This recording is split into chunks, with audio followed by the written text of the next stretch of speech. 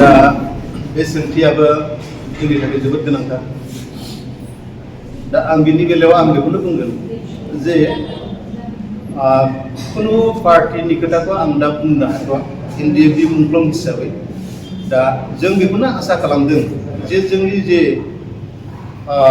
जायफोर दैदेनगिरि पलिटिकेल पावाराव जायफोर थानाय बा जायफोरा नाखि मोनफ्रोमबो गावबा गाव एंगेलजों पार्टी सोरजिनाय बा पार्टीनि दैदेनगिरि बिथांमोनखौ आं खावलायगोन जे बिथांमोना जाति हिसाबै जातिनि स्वार्थआव जे खामानि मावनांगौ।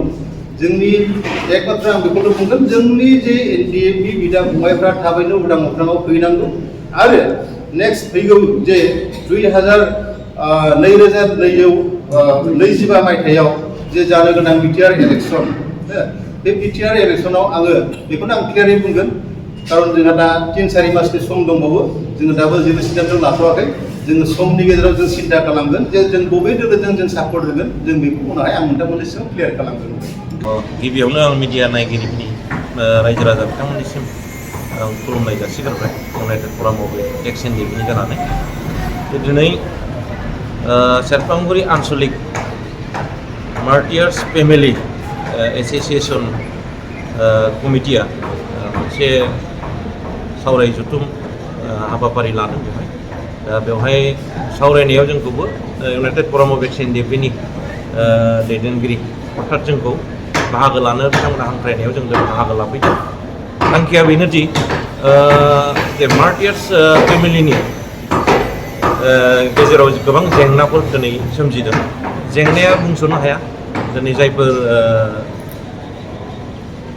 एकर्डआव लिरनाय बायदियै जे मुंख्लं न'खरफोरा बै मुंख्लंनि नामाव 5 लाख जे रां बिथांमोननि थाखाय अनसुंथाइ होनायनि मोनसे दफायाव लिरनाय बायदियै बिथांमोना बेखौ मोनफुंजोबैनि माबायाव दिनै मोनफुंनांगौनि खाथिराव बिथांमोना दिनै सावरायलायनाय बेहाय जादों आरो बेवहाय मोनसे सरकारखौ बिथांमोनहा दिनै आपिल खालामदों जे जोंनि जेंनाफोरखौ मार्टियार्स फेमिलिनि जेंनाफोरखौ जाहाथे थाबैनो सुस्रांनानै होयो बिथांमोना दिनै मेलनि गेजेरजों आपिल खालामदों।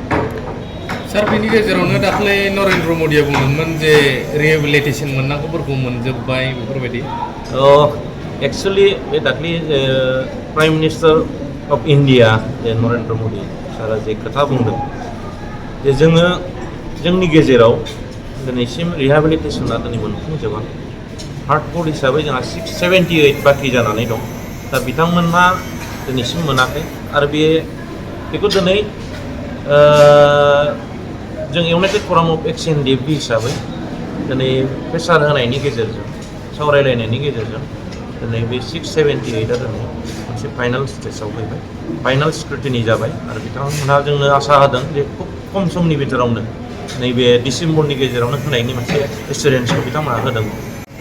जायफोर दिनै बेवहाय मोननै केटागरि जायफोर सिबिआइ केसाव जायफोर दिनै कनभिक्टेड जानानै थानाय जे रन्जन दैमारि सारजों लोगोसे जोंनि 6 जन मेम्बार बा जोंनि जे दैदेनगिरिफोर दं बिथांमोननि जे दिनै सुप्रिम कर्टआव जे दिनै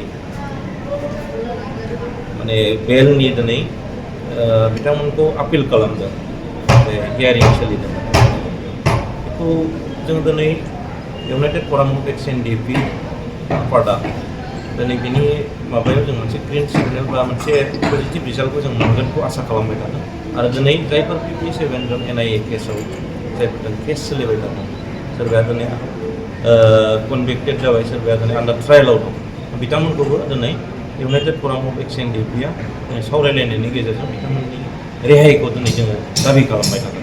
बेखौ जों आसा खालामदों माने मोनसे पजिटिभ रिजाल्टखौ जों थाबैनो मोनगोन बेखौ जों दिनै इउनाइटेड फराम अफ एक्स एनडिएफबि हिसाबै